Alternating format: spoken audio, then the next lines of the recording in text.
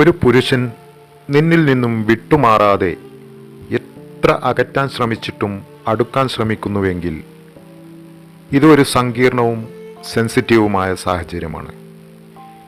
ഇത്തരം സന്ദർഭങ്ങളിൽ നിന്റെ സുരക്ഷ, മാനസിക ശാന്തി, വ്യക്തിഗത അതിർവരമ്പുകൾ എന്നിവ സംരക്ഷിക്കേണ്ടത് അത്യന്താപേക്ഷിതമാണ്.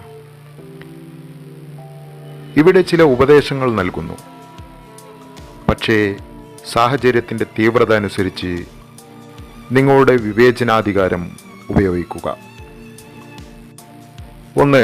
വ്യക്തിഗതമായ അതിർവരമ്പുകൾ സ്ഥാപിക്കുക.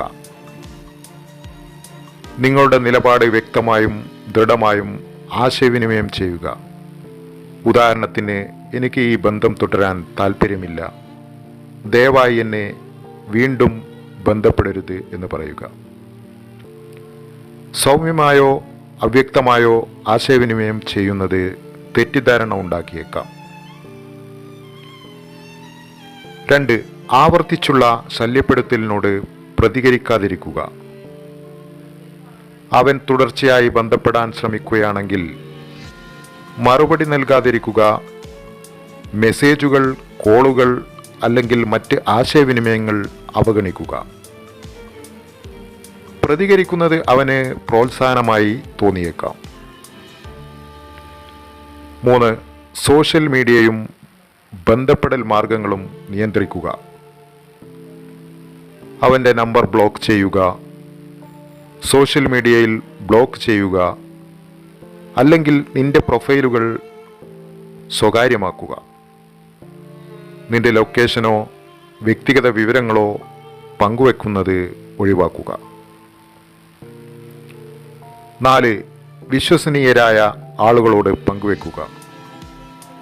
നിന്റെ കുടുംബം, സുഹൃത്തുക്കൾ അല്ലെങ്കിൽ വിശ്വസനീയരായ വ്യക്തികളോട് ഈ സാഹചര്യം പങ്കുവെക്കുക. അവർക്ക് നിനക്ക് പിന്തുണ നൽകാനും ആവശ്യമെങ്കിൽ സഹായിക്കാനും കഴിയും.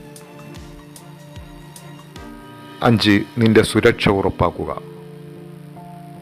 അവൻ്റെ പെരുമാറ്റം ഭീഷണിയോ അസ്വസ്ഥതയോ ഉണ്ടാക്കുന്നതോ ആണെങ്കിൽ ഒറ്റയ്ക്ക് പോകുന്നത് ഒഴിവാക്കുക, പ്രത്യേകിച്ച് അവൻ നിന്നെ പിന്തുടർന്നേക്കാവുന്ന സ്ഥലങ്ങളിൽ. നിന്റെ ലൊക്കേഷൻ പങ്കുവയ്ക്കുന്ന ആപ്പുകൾ, ഉദാഹരണത്തിന് വാട്സപ്പിലെ ലൈവ് ലൊക്കേഷൻ, വിശ്വസനീയരായ ആളുകളുമായി ഉപയോഗിക്കാം. 6. നിയമപരമായ നടപടികൾ പരിഗണിക്കുക. അവൻ്റെ പെരുമാറ്റം സ്റ്റാൾക്കിംഗ്, ശല്യപ്പെടുത്തൽ അല്ലെങ്കിൽ ഭീഷണി എന്നിവയുടെ പരിധിയിൽ വരുന്നുവെങ്കിൽ നിയമപരമായ സഹായം തേടുക.